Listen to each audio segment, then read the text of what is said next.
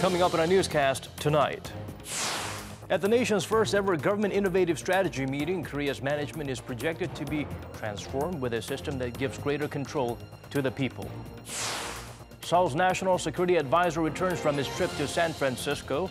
He sat down with his counterparts from Washington and Tokyo to discuss North Korea-related agendas such as summits and denuclearization of the Korean peninsula. Vladimir Putin wins a fourth term as Russia's leader with ease. With him at the helm, and many anticipate Moscow's stance on denuclearizing Pyongyang to remain the same until the year 2024. News Center begins now.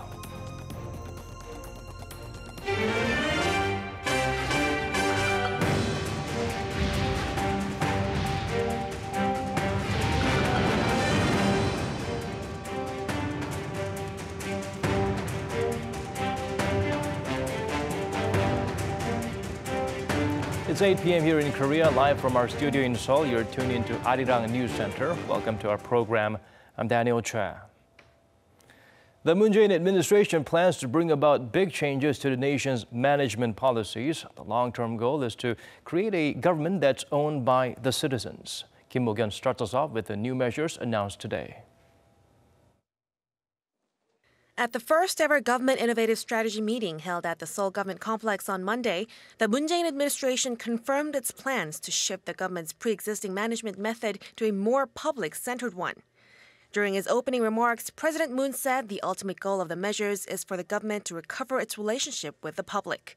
우리 정부의 최우선의 혁신 목표를 한마디로 압축하면 정부와 공직의 공공성을 회복하는 것이라고 할 수 있습니다. 국민과 정부 또 국민과 공직의 관계를 바르게 세우는 것입니다.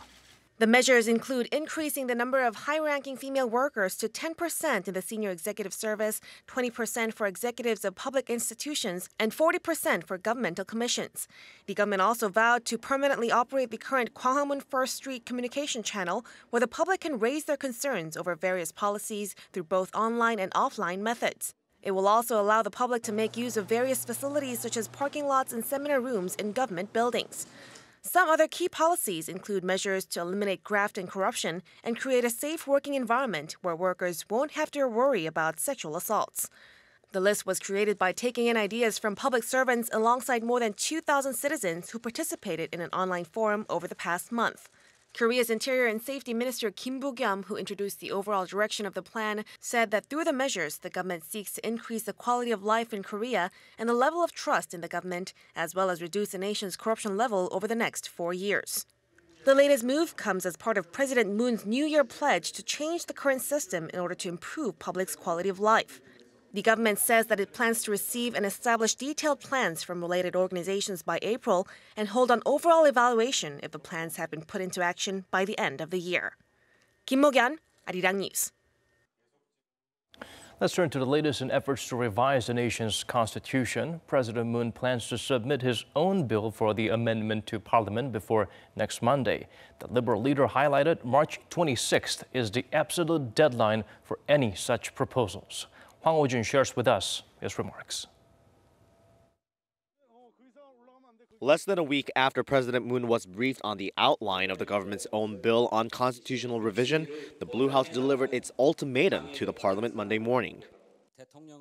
The president has instructed the Blue House to prepare the government bill for submission on March 26th. According to a Blue House official, the 26th is the absolute latest that a bill for the constitutional amendment can be proposed. Whether made by the Blue House or the National Assembly, the bill must go through parliamentary voting within 60 days from the day the motion was made. Also, people must be notified of a referendum at least 18 days prior to the actual voting day.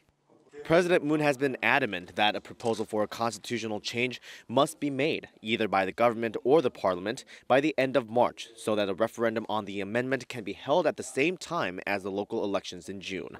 Otherwise, it could result in more than $110 million in extra costs.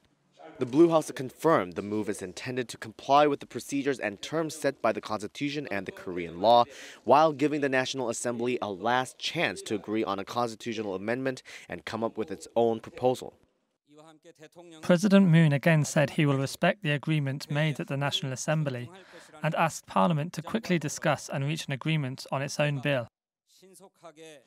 And to help people's understanding of the bill proposed by the government, President Moon ordered his aides to disclose the contents of the revision proposal over 3 days, the preamble to the Constitution and matters related to basic rights on Tuesday, decentralization and popular sovereignty on Wednesday, and rights and privileges of constitutional institutions, including the form of government, on Thursday. The deadline of March 26 means the government's proposal will be made while President Moon is visiting Vietnam and the United Arab Emirates, where he'll be from the 22nd to the 28th of this month. Hwang Ho-jun, Arirang News. The top security advisors of Seoul, Washington, and Tokyo got together to discuss the upcoming talks with North Korea. Kwon has the highlights from the latest in a number of meetings held in preparations for the historic summits. The Blue House on Monday revealed that Chung Eui-yong, Seoul's national security advisor, had been back to the US over the weekend. He had been part of a closed-door meeting with his US and Japanese counterparts H.R. McMaster and Shotaro Yachi. Over 2 days, they were said to have discussed the denuclearization of the Korean Peninsula, as well as how to coordinate efforts in preparing for the landmark Inter-Korean Summit in April and the US-North Korea Summit in May. The spokesperson said that the three advisors also agreed to, quote, not repeat their past failures. For Chung and other South Korean officials, it's been part of a flurry of overseas trips since US President Donald Trump made the shock decision to agree to a meeting with North Korean leader Kim Jong-un. The security advisor had also visited China and Russia to brief them on the situation, while another special envoy visited Japan. Last week, Seoul's Foreign Minister Kang Kyung-hwa also met with her US and Japanese counterparts in Washington. North Korean officials have been busy with trips as well.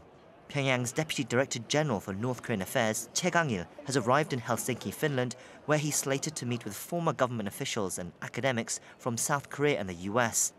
As there are no representatives from the current two administrations, the meeting has been dubbed unofficial in nature and supposed to have no impact on the upcoming summits, but it's being seen as a useful opportunity to test the waters.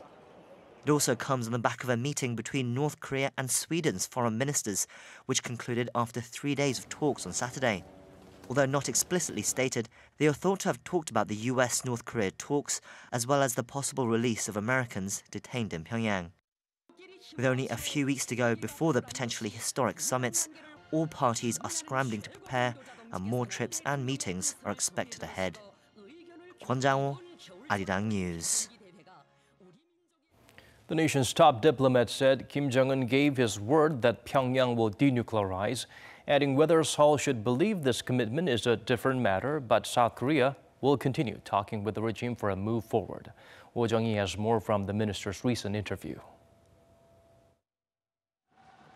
The North Korean leader, for the first time, has given his word of commitment to denuclearize. And for South Korea, it's not a matter of whether to trust it, but to keep on talking with the regime. That's according to South Korea's Foreign Minister Kang Kyung-hwa, who was speaking in an interview with U.S. broadcaster CBS.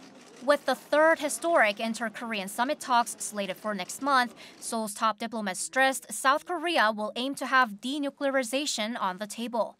And when asked which conditions Pyongyang has to meet before the talks, Kang answered that the regime already has met the conditions. Seoul has called on Pyongyang to show a clear indication of will to denuclearize, and Kim Jong-un has given his word. Kang said it's the first time such words came directly from the North Korean leader and therefore is very valuable. Asked whether Seoul trusts Kim Jong-un, Minister Kang answered it's not a matter of trust, but just discussing and pressing for action. She added Seoul and Washington are not offering Pyongyang any reward for the negotiations. The interview also covered U.S. President Trump's recent comments that hinted American troops could be pulled out from South Korea if trade negotiations don't work out. Kang said President Trump's mention of troops raises eyebrows every time and that South Korea takes the remarks seriously, but stressed that Seoul has a firm belief in Washington's commitment to the alliance and military presence.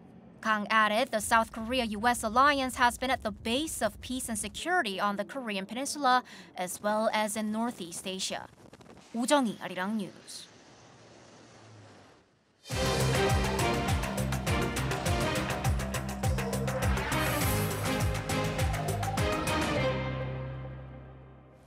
Prosecutors requested an arrest warrant for Lee Myung-bak, who faces nearly 20 allegations, including bribery, embezzlement, and abuse of power. This comes 5 days after the ex-president was questioned at the Seoul Central District Prosecutor's Office. The decision was made after investigators concluded the corruption-ridden auto parts company DAS is owned by the former conservative leader, and as such, there is risk he could destroy evidence. Lee is now the fourth Korean president to have an arrest warrant requested by the prosecution. A South Korean performing arts squad will put on a show in the north to return the favor. Come Tuesday, the two sides will meet to hash out the details. Heading Seoul's delegation is Yoon Sang, a renowned singer, composer, professor, and mentor to many aspiring artists. Lee Ji-won gets us better acquainted with the visiting troupe and its director. South Korea's Ministry of Culture, Sports and Tourism says it's working closely with the Ministry of Unification in Seoul to prepare for next month's performance in Pyongyang. At a briefing on Monday, the Culture Ministry spokesperson Hwang Sung-un said the details of the performance will have to be discussed in Tuesday's meeting with the North Koreans at the border village of Panmunjom. When asked on which artists will be joining the art troupe, Hwang said simply that a wide variety of performers will be included. A day earlier, Seoul's Unification Ministry announced that the performers would be led by South Korean singer and composer Yoon Sang as art director. While Yoon is the first pop culture figure to lead a South Korean delegation to meet with North Korean counterparts, the ministry explained his most suitable candidate to prepare for a performance that'll mainly feature South Korean pop music. Yoon, along with officials from Cheongwade and the Unification Ministry, will meet with the North delegation headed by Samjiyeon Orchestra Director Hyun Song-wol on Tuesday at the Tongil-gak, a North Korean pavilion at the Panmunjom. The North invited Seoul's performance team and a taekwondo demonstration team to its capital city when South Korean presidential envoys visited Pyongyang earlier this month.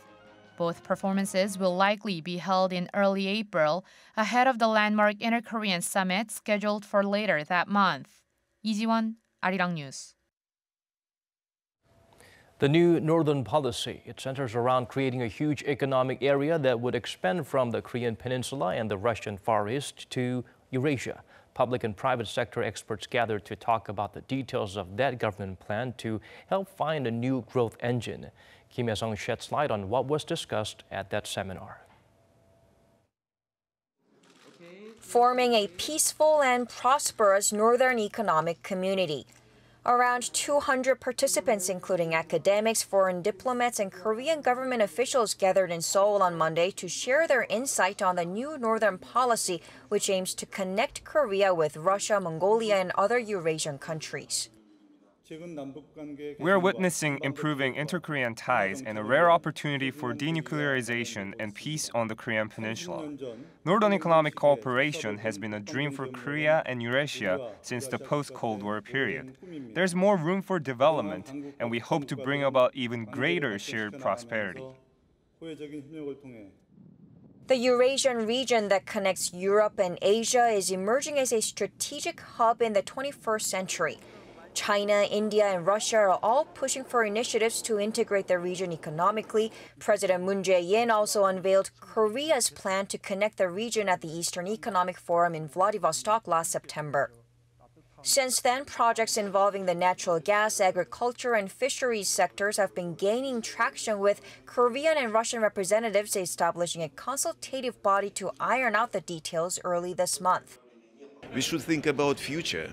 And I suppose the main focus may be made on science and technology cooperation. So we have to cooperate to produce new knowledge, new technologies, new materials. It will be much better than to use Korean technology to develop Russian resources.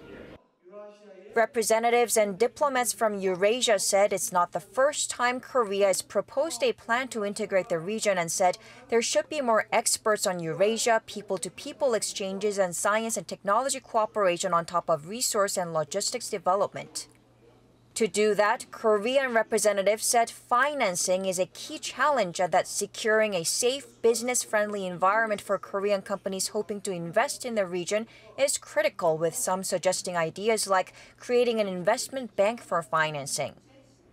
Experts emphasize that cooperation should start with small, feasible projects to build mutual trust, and that long-term consistency is needed to turn the vision of new Northern policy into reality. Kim Hae-sung, Arirang News. And as expected, Vladimir Putin reprises his role as Russian president with a landslide election victory. With him leading Moscow for another 6 years, drastic shifts in policies on North Korea issues seem highly unlikely. Park Hee-jun explains further. Vladimir Putin has unsurprisingly been re-elected by a landslide to a fourth term as president. With a whopping 76% of the votes, he'll be in power of the largest country in the world, at least until 2024. Thank you very much for your support. Success waits us. It is very important to stay unified, my dear people.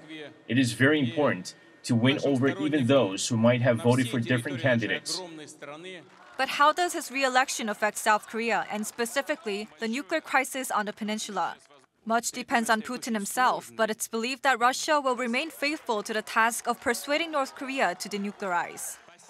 Russia's official stance is that it agrees with pressuring the North to give up its nuclear capabilities, and since it's cooperating with the UN Security Council resolutions, it'll be difficult for Russia to change its stance. But if it doesn't take action, for instance, if it does not deport North Korean workers from Russia, this would not be helpful. Plus, with the upcoming summits related to North Korea, Russia, together with China, is expected to act assertively for its own interests. Russia wants to keep the U.S. from expanding its influence on the Korean peninsula, so it's likely that Putin will strongly suggest that the nuclear issue be solved through multi-party talks. But to keep Russia from breaking away from international efforts to denuclearize the North, South Korea needs to concentrate its diplomatic efforts on keeping Russia on side. In that respect, experts say it's vital for South Korea to maintain close relations with the U.S. because it's America that has the most influence on Russia diplomatically. Park Hee-jun, Arirang News. Support for Prime Minister Shinzo Abe plummets down to under 40%, clearly reflecting the public's growing anger after the nation's finance ministry admitted to manipulating documents to hide facts linked to acts of cronyism by the Japanese leader. Lee Jongun updates us on the repercussions of the scandal that's engulfed Tokyo's politics over the past few months. Japanese Prime Minister Shinzo Abe is in a sticky situation, perhaps the worst he's been in since taking office, with support rates sliding over suspicions of cover-ups linked to cronyism. According to an opinion poll conducted by GG Press, his support rate dropped 9 percentage points to 39%. It's the first time in 5 months that the figure has dipped below 40. His disapproval rates, on the other hand, have surged 8.5 percentage points to reach 40%. More than 25% of those who said they did not support Abe cited lack of trust as their reason. Abe and Japanese Finance Minister Taro Aso have been under public scrutiny since the Finance Ministry admitted last Monday that they altered 14 documents linked to the sale of state-owned land to a private school operator at a huge discount of 85%. Abe's wife Akie had been the honorary principal of the school until the scandal broke. The altercations to the documents include the removal of references to Abe and Akie before the documents were submitted to the parliament for revision. The scandal took a darker turn when a note left by a Japanese finance official who committed suicide surfaced. In the note, the official claimed he was forced to rewrite records related to the land sale. Finance Minister Aso is already under pressure, with opposition parties urging him to step down from his post. Abe has said earlier that he would resign if any personal links between him or his wife with the school were proven to be true. Whether it will come down to that is still unclear, but the scandal is sure to deal a blow to Abe's chances of winning a third term as the head of the Liberal Democratic Party in the party leadership election coming up in September. Lee Jongun, Arirang News. The PyeongChang Paralympics came to an end over the weekend, and the home team held a disbanding ceremony today, setting a new record as the largest Korean Paralympian squad. The 36 athletes gathered at the PyeongChang Olympic Village for the last official event. Some of the great achievements during the 10-day sporting event include Korea's first ever Paralympics gold and the record best ranking of 16th. Culture Minister To Jong-hwan congratulated everyone for their accomplishments and asked them to continue inspiring the world, adding the government will support them as they reach for their goals. Now that the Games are over, the country faces another challenge. Hundreds of millions of dollars were spent on construction of just the main stadium for the Global Games. There are many instances where host nations are unable to utilize such grand facilities or lose money maintaining them when they serve no purpose. Jongun sheds light on what's being done to differently prevent such tragic outcomes. The Olympics have been an economic boon for some host cities. Los Angeles is estimated to have made more than $200 million over the decades thanks to the Games, including the leftover facilities. But the ugly fact is that the most Olympic buildings leave a legacy of debt and maintenance costs for underused buildings known as white elephants. That's something PyeongChang wants to prevent. As there's been a range of opinions about what to do with the facilities in PyeongChang once the Games, the organizers have decided to go with more modest plans, perhaps to their credit. For example, after the closing of the Paralympics, workers will eventually tear down the $109 million PyeongChang Olympic Stadium.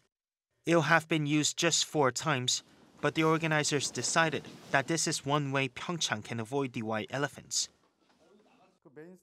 I think it is a smart decision to demolish the main PyeongChang Stadium, considering the location is too isolated to use later. But plans for other venues should be made carefully to keep them operational because the demolition cost will be very high. In fact, the local government has planned a way to efficiently use 9 out of 12 sporting venues.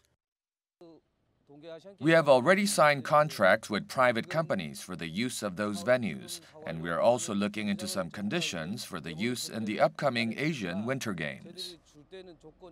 9 venues will be reused by other parties such as local governments and universities. But really, the most effective way to prevent the white elephant problem at the Olympic will be a complete overhaul of the way the competition is run. It will be a good idea to promote winter sports so people use the venues after the Games. For example, there aren't many bobsleigh or skeleton track in Asia, so if Jongun plans well, the venue could be used as a great facility for local and even international athletes.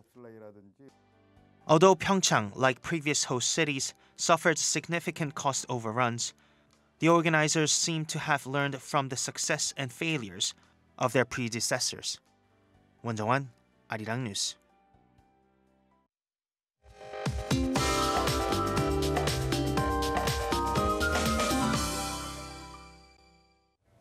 Time to turn to Michelle Bak at the Weather Center for the updates you need. Michelle, it was a rainy Monday. What should we expect for the rest of the week? Well, Daniel, now the precipitation has cleared over in the capital areas, but it's still coming down in some other parts of the country on and off. Now, all of the rain should clear away by tonight, but after that, a cool front will blow in, making it colder than the seasonal average. Now, this will bring down the temperature 1 or 2 degrees Celsius lower than today. Seoul will begin the morning at 3 degrees Celsius, while Daegu and Busan are a little warmer at 5 degrees. Even into the afternoon, Seoul will linger in the single digits. Now, Gwangju rising up to 11 degrees, Busan reaching up to 7 degrees under cloudy conditions, and it'll still be raining over on Jeju Island. Now, this sudden cold will stick around until Wednesday, when we'll get another nationwide bout of rain. However, on Thursday and on, the temperatures is expected to rise again, but with the wide temperature fluctuations between the mornings and nights. I'll leave you with the weather conditions around the world.